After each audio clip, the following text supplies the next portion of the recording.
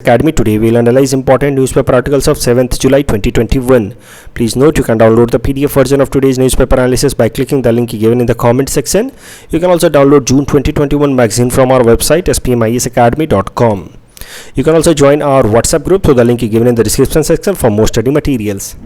So before I proceed एक बात आप सबको मैं बता दूं कि कल चूँकि कई सारे स्टूडेंट्स ने कहा कि सर करंट न्यूज़पेपर एनालिसिस को मत रोकिए, साथ ही साथ आप रिवीजन देने की कोशिश कीजिए, तो उस डायरेक्शन में मैं प्लान कर रहा हूं। थोड़ा टाइम कंस्टेंट है, लेकिन फिर भी अब मैं अब कोशिश करूंगा कि न्यूज़पेपर एनालिसिस के साथ साथ आपको करंट अफेयर्स का रिवीजन भी दे दूं। तो उसके लिए मैं फुल डिटेल्ड प्लान 1-2 दिनों में आपके सामने लेकर के आऊँगा। चलिए आज का टॉपिक देखते हैं। This is the list of the topics that we will be covering from today's newspaper. The first article is taken from editorial segment. It is about हर घर के नल से जल program of Government of India, and this topic is important from our syllabus paper 3 governance point of view. So this article is based on composite water management index. ये composite water management index publish करती है NITI Aayog in association with Ministry of जल शक्ति, और इसमें हमारे देश के जो 28 स्टेट्स हैं उनको स्कोर दिया जाता है आउट ऑफ 100। टोटल 9 पैरामीटर्स हैं और 9 पैरामीटर्स के अपने अपने मार्क्स हैं, जैसे किसी के 5 किसी के 15। 9 पैरामीटर्स के टोटल स्कोर है 100, और हमारे देश के जो 28 स्टेट्स हैं उनको रैंकिंग दी जाती है आउट ऑफ 100, और इस तरीके से फिर अलग अलग स्टेट्स की रैंकिंग पब्लिश होती है in this composite water management index. ये पैरामीटर्स में मेनली ध्यान दिया जाता है कि स्टेट्स किस तरीके से काम कर रहे हैं अपने अपने यहाँ पे वाटर कंजर्वेशन के डायरेक्शन में, कि अपने यहाँ पे जो भी वाटर रिसोर्सेज हैं उसको किस तरीके से वो कंजर्व कर रहे हैं, उस डायरेक्शन में वो कितना अच्छा काम कर रहे हैं, उसके बेसिस पे उनकी रैंकिंग पब्लिश होती है। तो ये जो कंपोजिट वाटर मैनेजमेंट इंडेक्स है, इसका पहला रिपोर्ट 2018 में आया था, दूसरा रिपोर्ट 2019 में आया, उसका नाम दिया गया composite water management index 2.0। Composite water management index report में नीति आयोग ये भी सजेशन देती है अलग अलग स्टेट्स को कि वो अपने अपने स्टेट्स में वाटर मैनेजमेंट एफर्ट्स को कैसे और इम्प्रूव कर सकते हैं। ये जो 9 पैरामीटर्स हैं ये यूपीएससी एस्पिरेंट्स के लिए इंपॉर्टेंट है। पीटी से पहले एक बार देख लेना। आजकल यूपीएससी इस तरह की डिटेल्ड पॉइंट्स भी पूछ लेता है पीटी में। इनमें से वो पूछ देगा कि 4 में से कौन एक ऑप्शन नहीं है followed by NITI Aayog in publishing composite water management index, इस तरह का कुछ वो दे सकता है। तो इसको एक बार देख लेना। अगर कंपोजिट वाटर मैनेजमेंट इंडेक्स की बात की जाए 2.0 2019 में पब्लिश हुआ था, तो उसमें बेस्ट परफॉर्मिंग स्टेट था गुजरात, उसका स्कोर था 75 आउट ऑफ 100। उसके बाद आंध्र प्रदेश, मध्य प्रदेश, लेकिन अगर बॉटम परफॉर्मिंग स्टेट्स की बात की जाए तो झारखंड, बिहार, उत्तर प्रदेश। ये जो रैंकिंग पब्लिश हुई थी ये 2 कैटेगरी में पब्लिश हुई थी, non Himalayan states and north eastern and Himalayan states की कैटेगरी में। तो north eastern and Himalayan states की कैटेगरी में बेस्ट परफॉर्मिंग था हिमाचल प्रदेश, इसकी स्कोर थी 67। अगर असम की बात की जाए तो वो आता north eastern and Himalayan states की कैटेगरी में, और उसका स्कोर था 44। नॉर्थ ईस्ट के अंदर वर्स्ट परफॉर्मिंग स्टेट की बात की जाए तो वो है Arunachal Pradesh with a score of 22 as far as water conservation is concerned. अब कुछ और इंपॉर्टेंट डाटा जो कंपोजिट वाटर मैनेजमेंट इंडेक्स 2.0 में बताया गया है उसको ध्यान देते हैं। वाटर स्कैरसिटी से रिलेटेड कभी सवाल आ जाए तो ये सारे डाटा का इस्तेमाल कर सकते हैं आप अपने आंसर राइटिंग में। India is placed at 120th amongst 122 countries in water quality index. तो अगर वाटर क्वालिटी की बात की जाए तो हम दुनिया के वर्स्ट परफॉर्मिंग स्टेट्स में हैं according to this composite water management index 2.0। 70% of the water in India is likely to be contaminated and with around 2 lakhs deaths every year attributed to inadequate safe water access। आप भी देखते हो कि किस तरह का गंदा पानी लोगों के घरों में आता है, कई सारे लोग उसको पीने के लिए इस्तेमाल करते हैं। That leads to death of about 2 lakh people every year because of contaminated water consumption। हमारे देश की अगर बात की जाए तो 53% of agriculture in India is dependent on rainfall. तो मतलब 53% ऐसे एरियाज़ हैं जहाँ पे इरिगेशन की फैसिलिटी नहीं है। इरिगेशन की फैसिलिटी नहीं है यानी कि they are dependent on rainfall. उन वैसे एरियाज़ को एग्रीकल्चर में कहा जाता है rain fed areas, they are dependent on rain. तो यानी कि वाटर स्कैरसिटी है 53% एरियाज़ में। अभी भी अगर वहाँ पे बारिश ना हो अच्छे से तो वहाँ पे फसल ख़राब हो जाएगा। तो दैट टेल्स व्हाट कि वाटर स्कैरसिटी इन इंडिया में lead to food insecurity also, food scarcity also. So food insecurity is directly associated with water scarcity. अब आपको धीरे धीरे समझ आने लगा हो कि हमारे देश में हमारी ग्लोबल हंगर इंडेक्स में रैंकिंग इतनी खराब क्यों है, क्योंकि हमारी कंपोजिट वाटर इंडेक्स में भी रैंकिंग खराब है, वाटर क्वालिटी इंडेक्स में भी रैंकिंग खराब है, तो नेचुरली ग्लोबल हंगर इंडेक्स में भी रैंकिंग खराब होगी। According to this report that was published in 2019, बोला जा रहा था कि हमारे देश के जो 21 शहर हैं, न्यू दिल्ली, चेन्नई, बैंगलोर, हैदराबाद जैसे, उनका ग्राउंड वाटर पूरी तरह से खत्म हो जाएगा बाय 2020। तो ये रिपोर्ट तो वैसे 2019 में आया था, 2020 में उन्होंने कहा कि पूरी तरह से ग्राउंड वाटर खत्म हो जाएगा, लेकिन ऐसा तो कम से कम फॉर्चुनेटली हुआ नहीं है। इसके पीछे शायद से कोविड-19 और उसका एसोसिएटेड लॉकडाउन भी रिस्पॉन्सिबल है, क्योंकि इंडस्ट्रियल एक्टिविटीज़ बहुत हद तक कम हो गई। उसके अलावा एक डाटा और आपके काम आ सकता है, वो ये है कि इंडिया के पास टोटल वर्ल्ड का 16% पॉपुलेशन है, जबकि ओनली 4% फ्रेश वाटर रिसोर्सेज हैं हमारे पास। And according to ministry of Jal Shakti, per capita water availability in India is only 1486 cubic metre. तो हर इंसान को बस इतना ही पानी एक साल में अवेलेबल है, 1486 क्यूबिक मीटर हमारे पास पानी अवेलेबल है, जो आने वाले टाइम में वो घट करके 1367 क्यूबिक मीटर तक हो सकता है। तो जरा समझते हैं कि इस तरह से कितना पानी इन जनरल एक इंसान को अवेलेबल होना चाहिए। तो इसके लिए एक इंडिकेटर पब्लिश किया गया है वर्ल्ड लेवल पे, जिसको कहा जाता है फॉल्कन मार्क इंडिकेटर। इसी को कहा जाता है वाटर स्ट्रेस इंडेक्स भी। तो माना जाता है कि अगर किसी भी जगह पे per capita water availability 2500 cubic metre से ज़्यादा है, तो वो माना जाएगा this place is okay as far as water is concerned. 2500 से लेकर के 1700 है तो बोला जाएगा this area is water vulnerable. 1700 to 1000 है तो बोला जाएगा this area is water stressed. 1000 to 500 है तो बोला जाएगा कि this area is water scarce area, और 500 से कम है तो बोला जाएगा एब्सोल्यूट वाटर स्कैरसिटी वाला एरिया है। तो फाल्कन मार्क इंडिकेटर के हिसाब से India is a water stressed country, हम यहाँ पे कहीं पे लाइक करते हैं। तो we are yet not water scarce country, we are water stressed country. अब इसके लिए क्या इनिशिएटिव लिया भारत सरकार ने? जगह जगह पे हमारे घरों में या अलग अलग एरियाज़ में वाटर की सप्लाई जो है वो एडिक्वेट नहीं है, इसके लिए एक बहुत ही मेजर इनिशिएटिव लिया सरकार ने, उसका नाम है जल जीवन मिशन।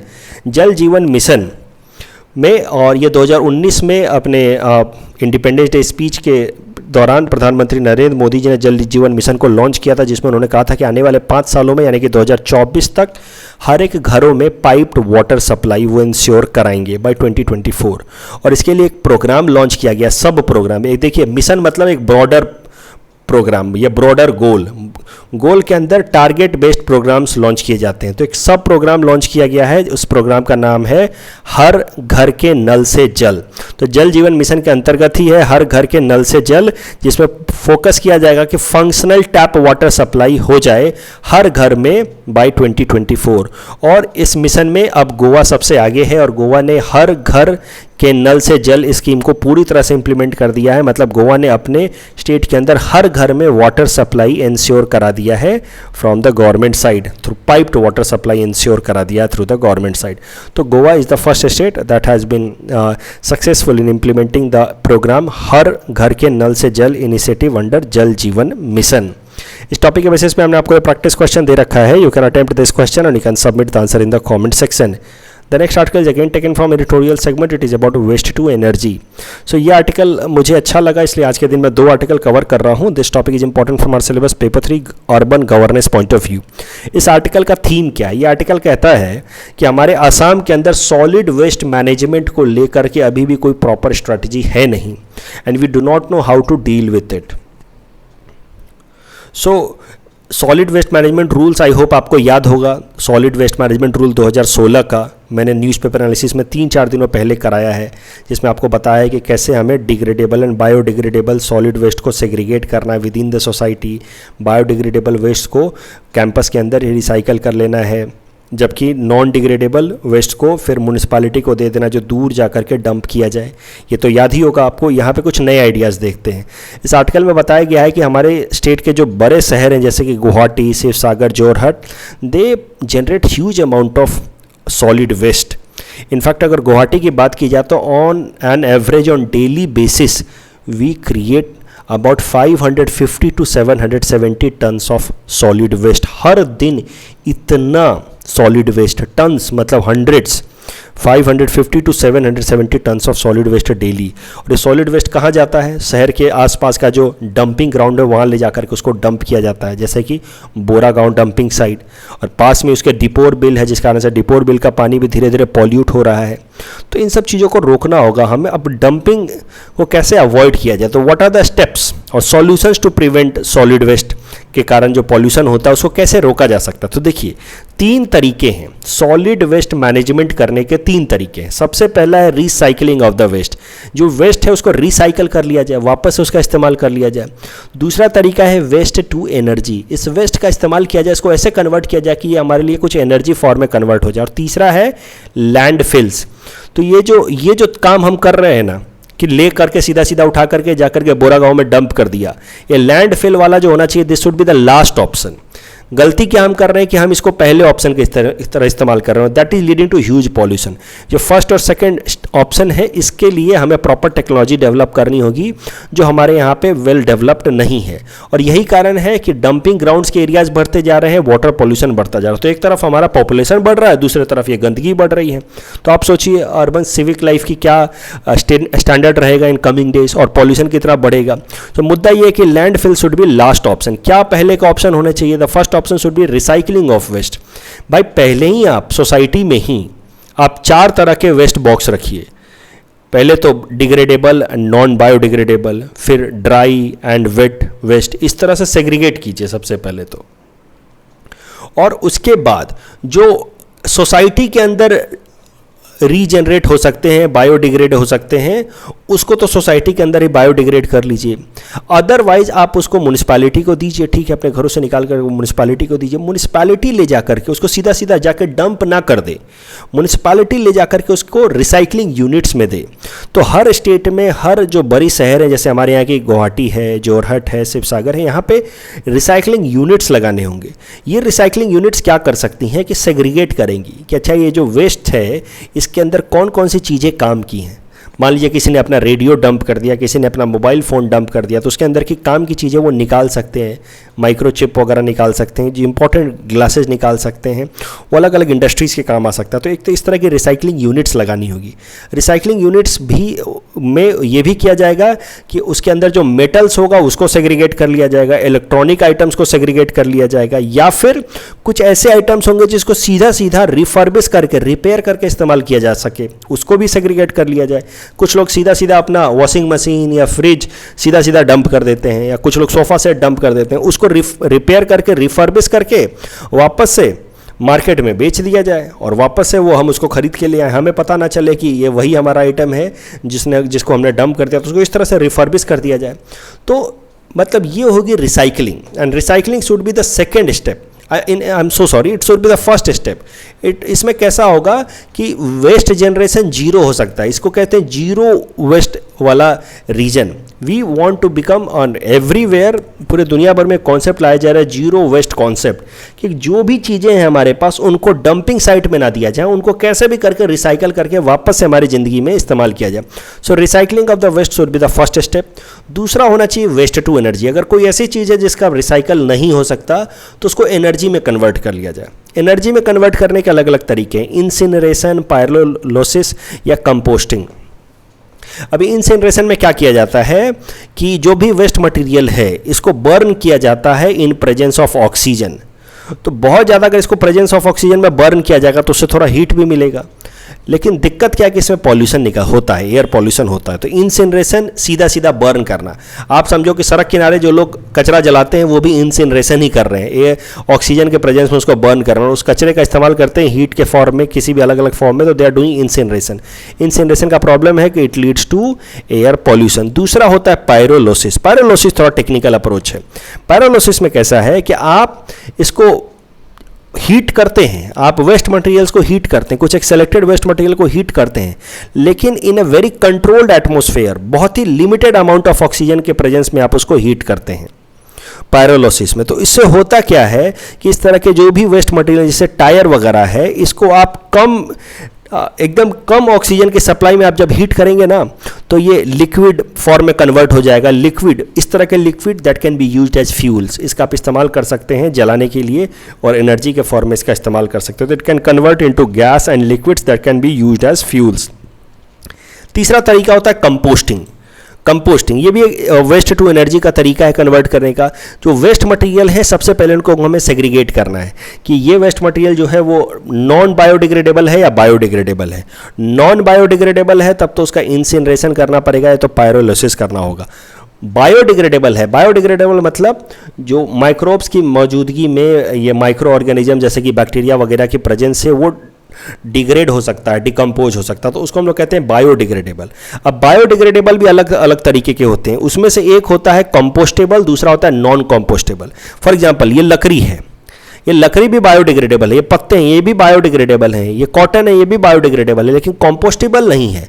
इसको आप अगर डिग्रेड होने भी देंगे तो ये मैन्योर्स में, मतलब खादर में कन्वर्ट नहीं होगा। खादर आई होप आप समझते होंगे, मैन्योर्स जिसका इस्तेमाल किया जाता है प्लांट्स को देने के लिए आज बायो फर्टिलाइजर, तो they will not convert like that. लेकिन कुछ ऐसे वेस्ट होते हैं जैसे हमारे किचन से जो वेस्ट आता है, किचन वेस्ट जो आता है, एग्रीकल्चर वेस्ट जो आता है, जैसे केले का छिलका या फिर जो भी किचन वेस्ट है, फूड वेजिटेबल्स के जो रिमेन्स हैं, they are biodegradable plus they are compostable. और उनको कंपोस्ट में कन्वर्ट करके, उनको माइक्रो ऑर्गेनिजम्स की मदद से उनको डिकम्पोज करके कंपोस्ट में कन्वर्ट करके फिर प्लांट्स में दिया जा सकता है एज बायो फर्टिलाइजर। तो मैंने आपको जो बातें बताई, सॉलिड वेस्ट मैनेजमेंट में आपको लिखना है। सॉलिड वेस्ट मैनेजमेंट के 3 ऑप्शंस हैं। Third option is the least preferred, recycling of the waste is the first option. Waste to energy में 3 ऑप्शन है फिर से, incineration, pyrolysis and composting. Composting किसका कर सकते हैं आप? कंपोस्टिंग कर सकते हैं जो बायोडिग्रेडेबल है। इंसिनरेशन, पायरोलिसिस करना होगा जो नॉन बायोडिग्रेडेबल है। कंपोस्टिंग में भी बायोडिग्रेडेबल के अंदर वो कंपोस्टेबल होना चाहिए, बायोडिग्रेडेबल के अंदर भी नॉन कंपोस्टेबल होगा। जैसे मान लीजिए आपका जो कॉटन का शर्ट है, तो ये कंपोस्ट में कन्वर्ट नहीं हो सकता है। So I hope this idea is very clear. इस टॉपिक के बेसिस पे हमने आपको प्रैक्टिस क्वेश्चन दे रखा है। You can attempt this question and you can submit the answer in the comment section. The next article is taken from environment segment. It is about new tiger reserve that has been established in Rajasthan. ये topic मुझे लगता है UPSC point of view से बहुत important है। शायद से APSC में ना आए, राजस्थान में नया टाइगर रिजर्व बना है तो एपीएससी में क्यों आएगा, बट यूपीएससी के लिए इंपॉर्टेंट है। It is important from our syllabus paper for environment point of view. तो एक जो नया टाइगर रिजर्व बना है उसका नाम है Ramgarh Vishdhari wildlife century. उसके अंदर national tiger conservation authority NTCA ने अब फैसला लिया है कि इसको टाइगर रिजर्व की तरह इस्टेब्लिश किया जाएगा। तो ये देखिए, अब इसके साथ ही राजस्थान के अंदर टोटल 4 टाइगर रिजर्व हो गए। पहले से 3 टाइगर रिजर्व थे, Mukundra hill tiger reserve, Ranthambore tiger reserve और सरिस्का टाइगर रिजर्व, और एक और आ गया Ramgarh Vishdhari wildlife sanctuary को अब टाइगर रिजर्व में भी कन्वर्ट कर दिया। तो टोटल ये नया वाला टाइगर रिजर्व यहाँ पे टोटल अब 4 टाइगर रिजर्व हो गए अब राजस्थान के अंदर। पूरे इंडिया की बात की जाए तो इंडिया के अंदर अब total there are 52 tiger reserves. जो लेटेस्ट टाइगर रिजर्व अभी बना है वो ये है Ramgarh Vishdhari tiger reserve in Rajasthan. तो हो सकता है आपसे पूछ ले यूपीएससी में कि which of the following is the latest tiger reserve established in India. Answer will be Ramgarh Vishdhari wildlife century tiger reserve. Tiger reserve कैसे बनते हैं वो भी जरा समझिए। देखिए, टाइगर रिजर्व बनाए जाते हैं on direction of national tiger conservation authority. ये है नेशनल टाइगर कंजर्वेशन अथॉरिटी, ये बनाती है टाइगर रिजर्व्स। ये कैसे बनाती है? On recommendation of state government. तो स्टेट गवर्नमेंट, जैसे कि इस केस में जैसे राजस्थान स्टेट गवर्नमेंट ने रिकमेंड किया एनटीसीए को कि आप यहाँ पे इसको टाइगर रिजर्व बना दीजिए, Ramgarh Vishdhari wildlife sanctuary को टाइगर रिजर्व बना दीजिए, तो एनटीसीए ने इसको टाइगर रिजर्व बना दिया। अब टाइगर रिजर्व बनाने के बाद, यानी कि स्टेट गवर्नमेंट के रिकमेंडेशन पे NTCA national tiger conservation authority tiger reserve बनाती है। टाइगर रिजर्व बनाने के बाद यहाँ पे स्पेशल स्टेप्स लिए जाते हैं टाइगर्स के पॉपुलेशन को प्रोटेक्ट करने के लिए। And this tiger reserve is established under project tiger that was established in India in 1973 according to Wildlife Protection Act of 1972। तो स्टेट गवर्नमेंट्स के मेनली रिकमेंडेशन पे 2 NTCA tiger reserves are established, लेकिन union government भी किसी state को कह सकती है कि आप अपने यहाँ के इस एरिया को टाइगर रिजर्व बनवाइए बाय रिकमेंडिंग टू एनटीसीए। तो यूनियन गवर्नमेंट का एक स्टेट गवर्नमेंट को, स्टेट गवर्नमेंट का एक एनटीसीए और इसके बेसिस पर टाइगर रिजर्व बनेगा। अगर एनटीसीए की बात की जाए इस अथॉरिटी की, तो ये एक स्टैट्यूटरी बॉडी है that was created under wild life protection act of 1972 which was amended in 2006, और उसके हिसाब से ये एनटीसीए एक ऑर्गेनाइजेशन बनाई गई है which is statutory body of course that works under directions of ministry of environment, forest and climate change. और जैसा कि मैंने आपको कहा कि एनटीसीए का काम है प्रोजेक्ट टाइगर को इंप्लीमेंट करना, और प्रोजेक्ट टाइगर के अंतर्गत वो फिर टाइगर रिजर्व्स बनाती है। उसके अलावा जो टाइगर सेंसस होते हैं हर 4 साल पे, वो भी एनटीसीए ही कंडक्ट कराती है। तो इस टॉपिक के बेसिस पे हमने आपको एक प्रैक्टिस क्वेश्चन दे रखा है। Please attempt this question and you can submit the answer in the comment section. The next article is taken from Assam segment. It is about Assam tea industries special incentive scheme. It is important from our syllabus paper 6 Assam schemes point of view. क्या है news? Assam सरकार एक scheme लेकर के आई है ताकि हमारे state के अंदर जो ऑर्थोडॉक्स यानी कि जो ओरिजिनल तरीके से पुराने ज़माने में या हमारे स्टेट की जो स्पेशलिटी टी है, ऑर्थोडॉक्स टी या स्पेशलिटी टी का प्रोडक्शन हमारे स्टेट के अंदर बढ़ाया जाए, इसके लिए स्कीम लेकर के आई है असम सरकार। और अभी कैसा है कि ऑर्थोडॉक्स या स्पेशलिटी टी जो हमारे स्टेट की है उसका करंट मार्केट शेयर काफ़ी घट चुका है and it is only 11% of total states annual production, जबकि ज़्यादातर जो आज के टाइम में हमारे यहाँ पे टी प्रोड्यूस होता है that is of CTC category. CTC मतलब क्रश, टीयर एंड कर्ल। सरल शब्दों में कहें तो जो ऑर्थोडॉक्स वाला टी होता है ना वो इस तरह का होगा, वो उसके लंबे लंबे दाने होंगे, उसको प्लग किया जाता है, फिर उसको रोल किया जाता है और वैसे ही सुखाया जाता है, ठीक है। और इसमें कैसा उसको छोटा छोटा काट करके रोल करके तो इस तरह से इसके दानेदार हो जाते हैं, CTC cut, tear and curl. तो सीटीसी का आजकल मार्केट शेयर या प्रोडक्शन ज़्यादा 89% तक है, ऑर्थोडॉक्स का कम है, सिर्फ 11% तक है। ऑर्थोडॉक्स का प्रोडक्शन बढ़ाने की कोशिश की जाएगी अंडर दिस न्यू स्कीम। ये जो न्यू स्कीम है Assam tea industries special incentive scheme, इसके अंदर क्या किया जाएगा, लोन दिए जाएंगे कम इंटरेस्ट रेट पे। तो there will be an interest subvention scheme of 3%। तो मान लीजिए आम आदमी को लोन मिल रहा है 10% इंटरेस्ट रेट पे, तो यहाँ पे इंटरेस्ट सबवेंशन होगा 3% का। मतलब ऑर्थोडॉक्स टी गार्डन लगाने के लिए, स्पेशलिटी टी गार्डन लगाने के लिए आपको लोन मिलेगा ओनली एट 7%। बाकी लोगों को मिल रहा है 10% पे, आपको 3% का इंटरेस्ट सबवेंशन मिल जाएगा और आपको सिर्फ 7% ही इंटरेस्ट चुकाना होगा। उसके अलावा टी प्रोडक्शन पे, स्पेशलिटी टी बनाने पे या फिर ऑर्थोडॉक्स टी बनाने पे आपको सब्सिडी दी जाएगी ₹7 पर किलोग्राम। तो आप अगर मान लीजिए सब्सिडी टी बना करके बेचते हैं तो पर किलोग्राम प्रोडक्शन के लिए ₹7 आपको असम सरकार देगी। इसके लिए क्राइटेरिया क्या है, eligibility criteria, that you must be a producer of orthodox tea, you should produce orthodox tea speciality tea. सबसे इंपॉर्टेंट है कि the unit should be located in Assam of course, तभी तो असम सरकार आपको मदद देगी। In our segment most probable prelims topics for upcoming UPSC, today will cover topic number 401 to 405. Topic number 401 is about status of Indian agriculture. Agriculture contributes about 15% of GDP and about 50% of Indian population are dependent on agriculture as their primary livelihood source. Data on Indian agriculture. World's largest producer, India is world's largest producer of spices, pulses, milk, tea, cashew, jute, banana, jackfruit. Second largest producer of wheat, rice, fruits, vegetables, sugarcane, cotton and oil seeds, and it is fourth largest producer of agrochemicals like fertilizers and pesticides, and largest area under irrigation. Please attempt this question based on topic number 401. Topic number 402, it is about National Infrastructure Investment Fund. So the government has set up rupees 40,000 crore National Infrastructure Investment Fund in 2015 as an investment vehicle for funding commercially viable greenfield and brownfield infrastructure projects. It is been categorized as category 1 alternative investment fund. Indian government is investing 49% and rest of the corpus will come from third party investors like sovereign wealth fund, insurance funds या pension funds या endowments etc. You can attempt this question based on this particular topic. अब जब alternative investment fund की बात चली है, category 1 type है national infrastructure investment fund, तो ऑल्टरनेटिव इन्वेस्टमेंट फंड्स को जरा समझ लेते हैं। देखिए 3 तरह के अल्टरनेटिव इन्वेस्टमेंट फंड होते हैं, कैटेगरी 1, कैटेगरी 2, कैटेगरी 3। तो अल्टरनेटिव इन्वेस्टमेंट फंड होते क्या हैं, देखिए एक बड़ा सा फंड बनाया जाता है, भारत सरकार बना सकती है, कोई प्राइवेट एजेंसी बना सकती है। उस फंड का इस्तेमाल किया जाता है एक पर्टिकुलर एरिया में इन्वेस्ट करने के लिए। उस फंड में आम आदमी पैसा इन्वेस्ट कर सकता है, तो उसको कहा जाता है ऑल्टरनेटिव इन्वेस्टमेंट फंड। अब उसको 3 कैटेगरी में डाल रखा है। भारत सरकार अगर करे इंफ्रास्ट्रक्चर के लिए तो उसको कहा जाता है category 1 alternative infrastructure, category 1 alternative investment fund, infrastructure fund. तो ये जो है नेशनल इंफ्रास्ट्रक्चर इन्वेस्टमेंट फंड वो यहीं आएगा, कैटेगरी 1 के इंफ्रास्ट्रक्चर फंड में आएगा। उसके अलावा प्राइवेट फंड्स भी यहाँ हो सकते हैं, जैसे वेंचर कैपिटल फंड या angel fund, they also come under category 1 fund. Please attempt this question based on this particular topic. And topic number 403 is about T/2 award. तो TX2 या T/2 अवार्ड में कैसा है कि Pilibhit tiger reserve in Uttar Pradesh has back the first international T/2 award among the 13 tiger ranging countries for having double the number of tigers in less than it's stipulated time. This T/2 is an initiative or a global award which was set up in 2010 in St. Petersburg, Russia by international organizations working for tiger conservation like WWF, UNDP, IUCN, Global Tiger Fund, etc. Please attempt this question based on topic number 403. Topic number 404 is about Sahatut Dam. The India has developed Sahatut Dam in Afghanistan, which will provide drinking water to about 2 million residents of Kabul.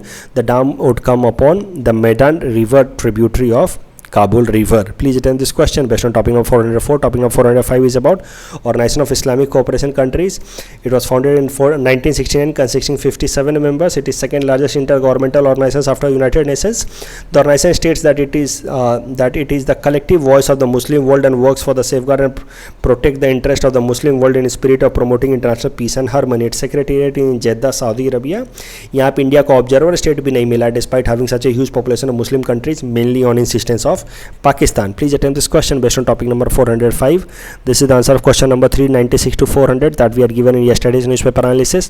Today's question can be attempted by students and you can submit the answer in the comment section. We will be sharing answer to these questions in tomorrow's newspaper analysis.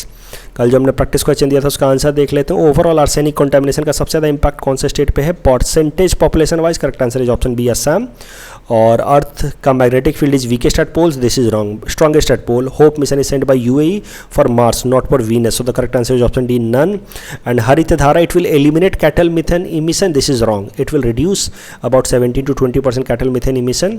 It also results in higher milk production and body weight gain, absolutely correct, so the correct answer is option B 2 only. That's all from our side for today. Thanks for watching.